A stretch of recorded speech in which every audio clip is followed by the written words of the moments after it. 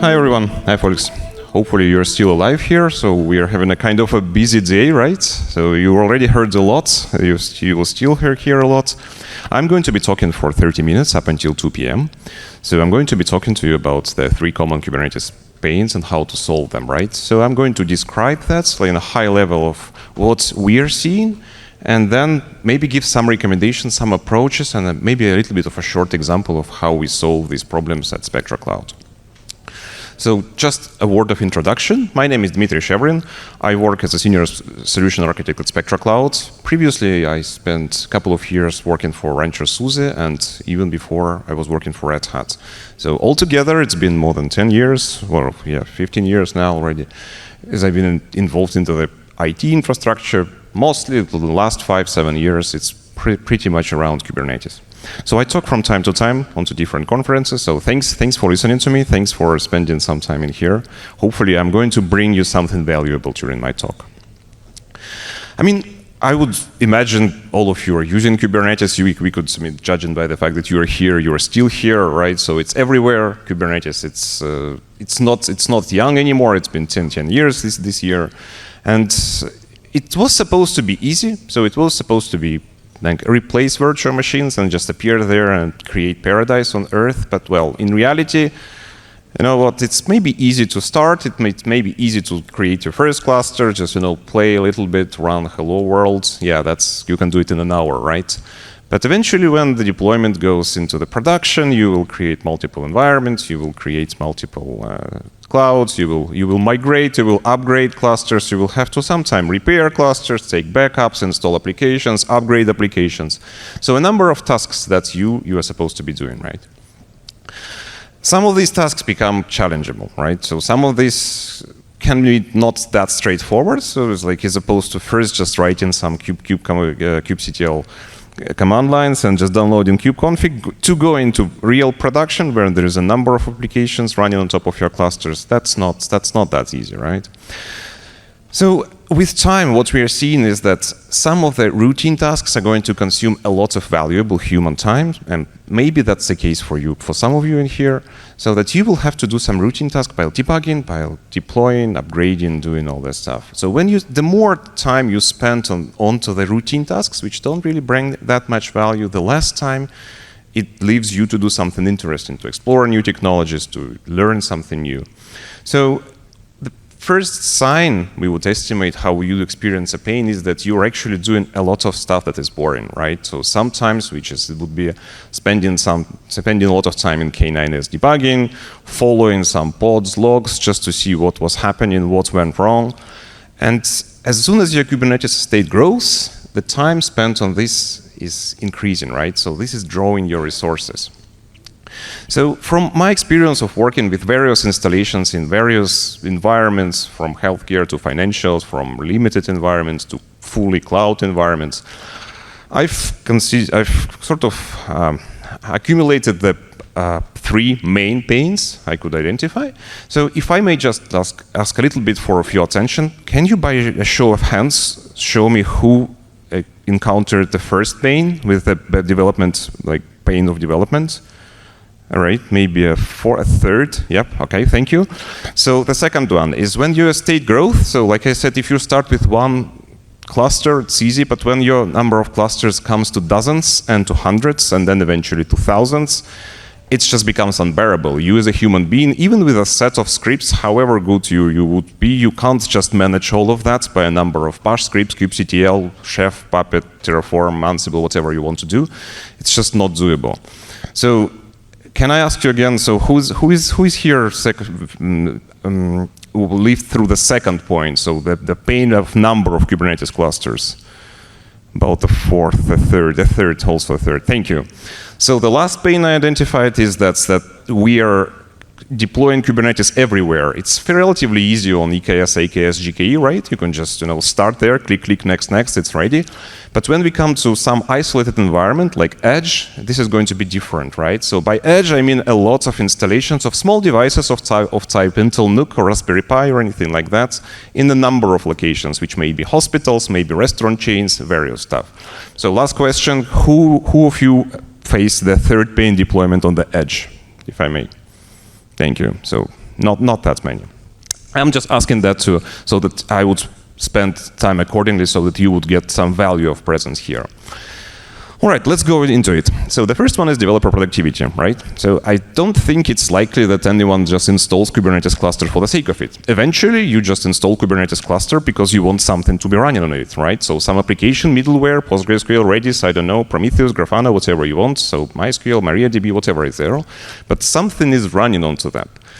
So what we're seeing is that Kubernetes clusters itself is great, but that's an infrastructure bit, right? So that's a bit that provides some foundation for running some code. And guess what? Those who consume Kubernetes cluster don't necessarily want to be involved into all the ingresses and deployments and stateful sets and all these magical things, right? So developers normally concentrated on those, and if we are talking about Kubernetes, this is the infrastructure guys developing or value to developer guys, right? So infrastructure folks to developer folks. Even though there are some DevOps folks doing both of them side of the fence, what I'm seeing is like in enterprises, normally there is some sort of a team which is delivering Kubernetes, and then there is some other team that consumes Kubernetes. So those who consume, they create value, they write code for the company, right? And they don't really want to debug ingress, they don't really want to debug that, they just want to write some code, and they have some sort of rules, like post-commit hooks, some sort of rules asking them to adhere to, right?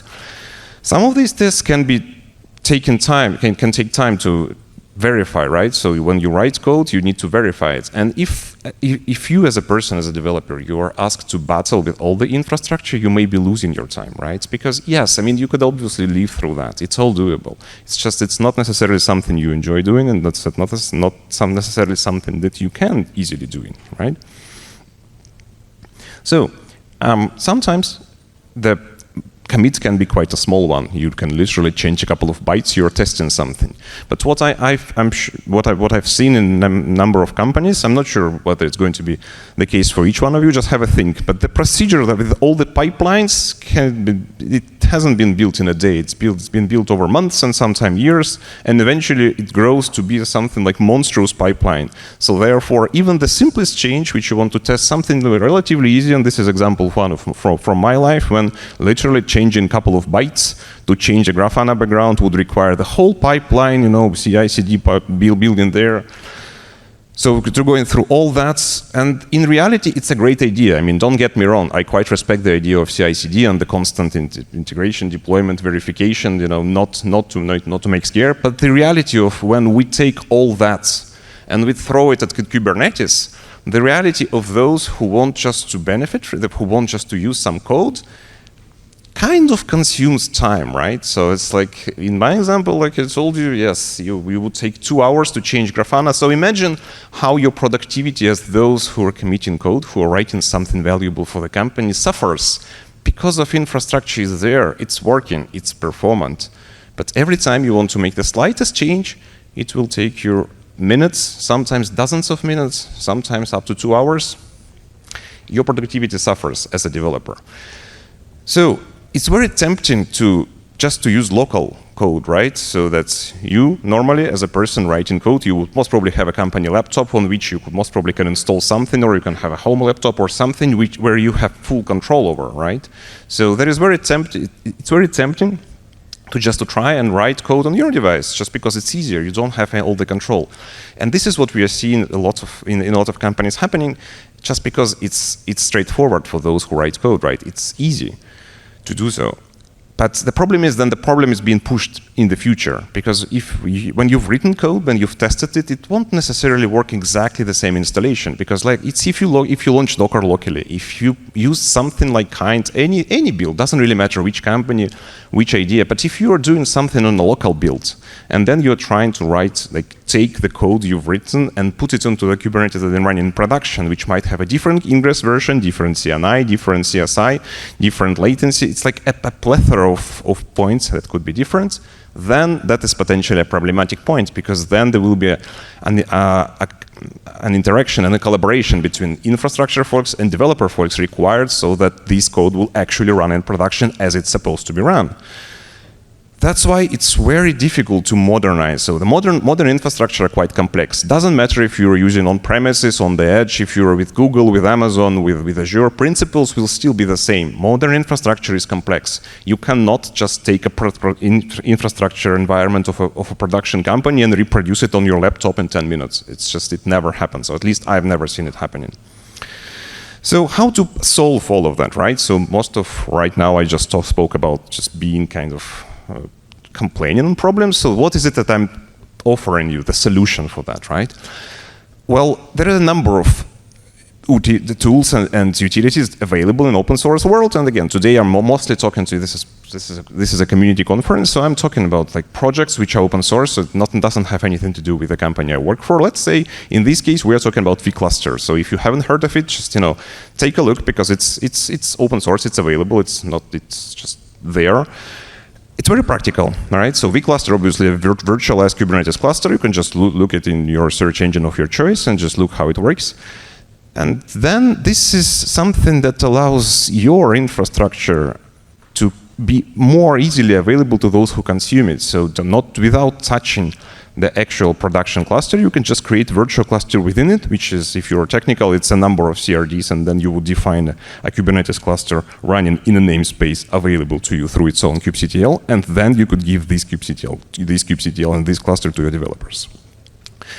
So one more addition is that this is already a value what we bring from Spectra Cloud. So we publish and offer a product which is called Pallets, and we simplify the deployment of with virtual clusters using mechanisms such as declarative approach, and we offer UI, REST API, and Terraform provider to control all of that.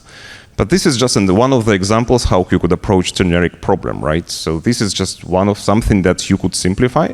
Doesn't matter which product you use, but the overall idea is that you need to be avoiding the creation of local laptops and local environments, be it on the virtual environment, on the laptop or anything. You need to be reusing the real production servers, okay? Right, second problem. So a number of clusters is growing quite quickly, right? So this is some of the researches that numbers our marketing was able to find. It's easy to start. It's easy to have a cluster that is running just as a single standalone cluster, but with growth, with potential addition of multiple environments, dev and staging, and production, there is more and more clusters available for one person to manage, right, or for one team. So with this growth, it's constant. So it's very rarely when the number of clusters decreases. So it's either stays stable, so it's a single-digit number of clusters. If everyone is happy, that's all good. There is no growth. But if there is growth, it's going to be kind of quite quick, right? So what happens is that then the same set of tools that you can use to manage single-digit number of clusters, you can't really apply that to hundreds and thousands, right? It's just because you will have to write a lot of code, you will have to maintain it, and eventually create some sort of do-it-yourself solution, which proven to be very difficult to support, because then you will need to invest time into writing specific solution. Then what happens if the person who created that or if a team created that leaves the company for some reason? It needs to be maintained with all the best practices, with all the new approaches, right? So recently, or relatively recently, there is a cluster API, which is now seems to be a community standard. And if you wrote your code before cluster API, well, guess what? You'll have to rewrite it all now.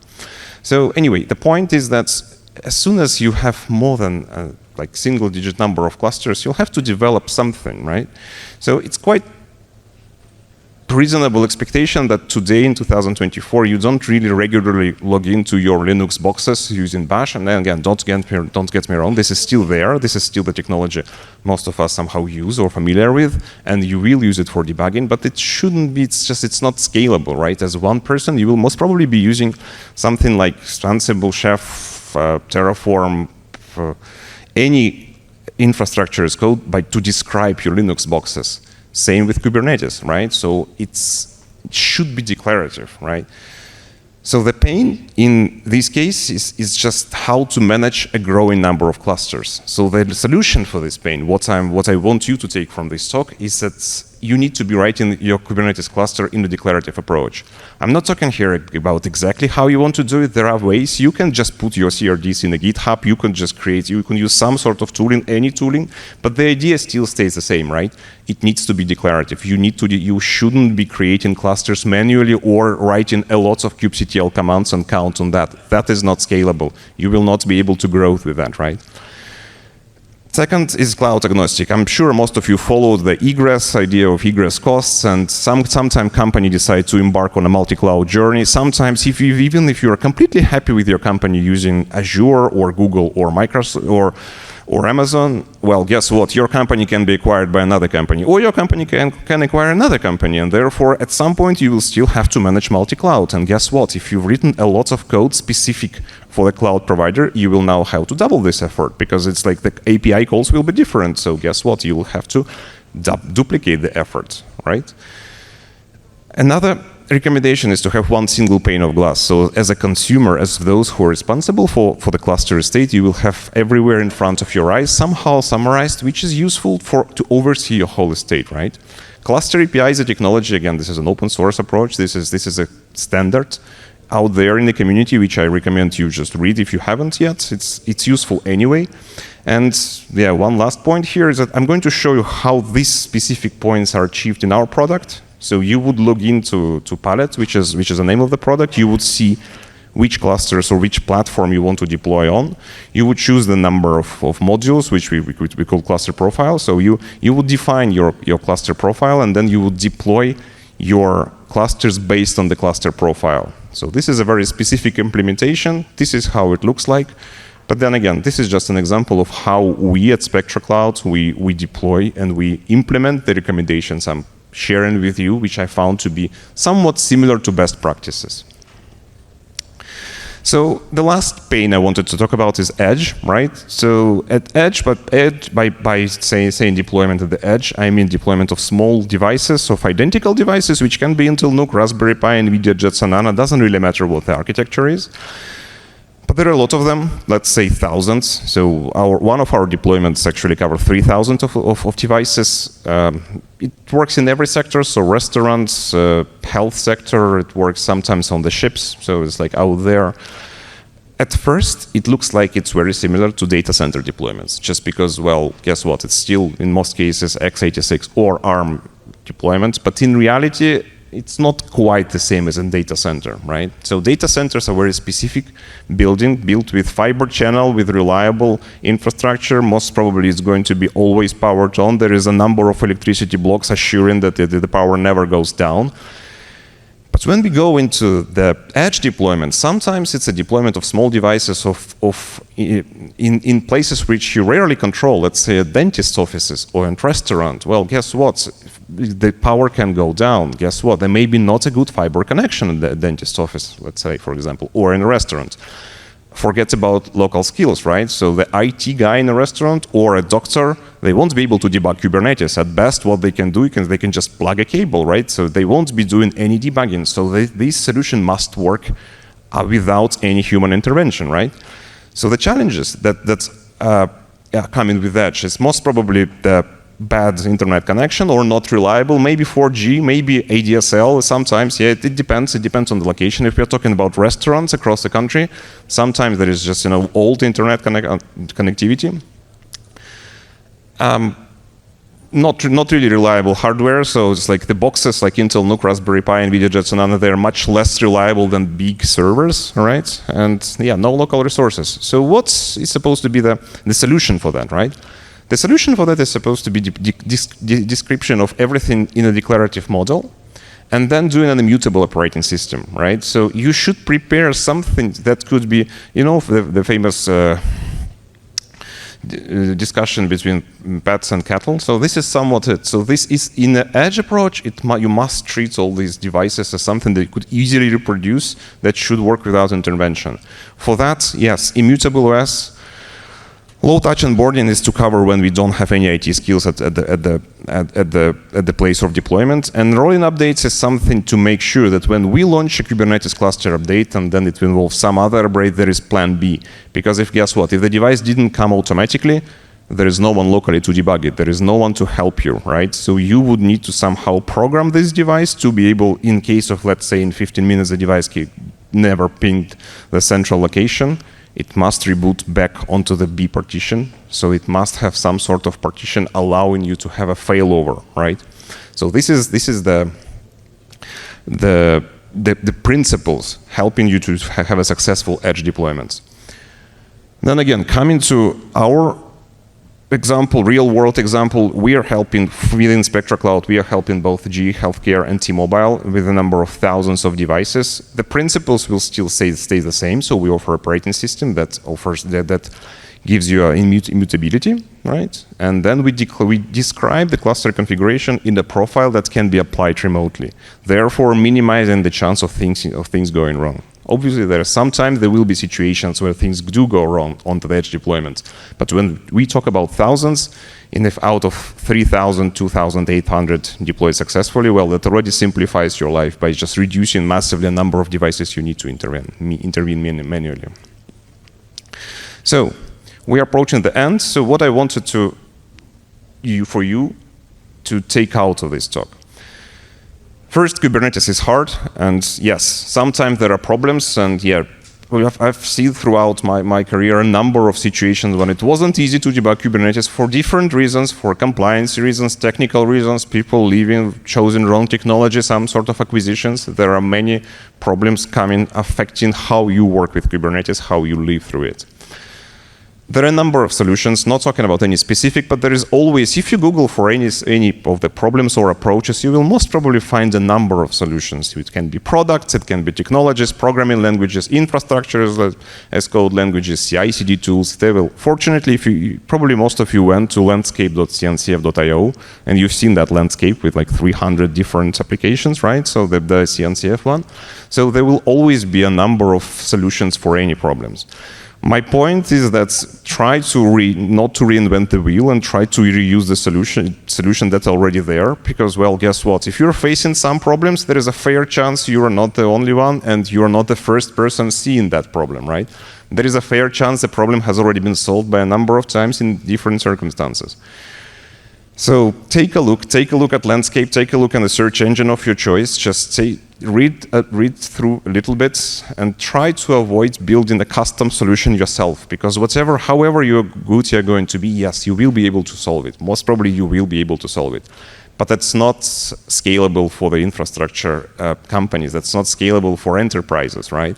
So the best practices I would just, honestly share with you is just to try to reuse solution and maybe patch them minimally or just configure them, just maybe write configuration files, but don't reinvent the wheel. Now, Kubernetes is open source for a reason, right? So if you Google for or search anywhere else for any problems you're finding, most probably you'll find discussions and some sort of solutions. So benefit from that, reuse it. Just declare it, reuse it, and try to build a model so you could control your whole estate in an automated way, right? The last point is day 2 operations, and by day 2 operations, I mean the working with the actual Kubernetes cluster, right? So most probably once you've installed the cluster, upgraded, backed it up, you will still put something onto it, right? You will put Prometheus, you will put MariaDB, any sort of applications, and guess what? You will still need to back them up. You will still need to upgrade them, right? So there is still effort.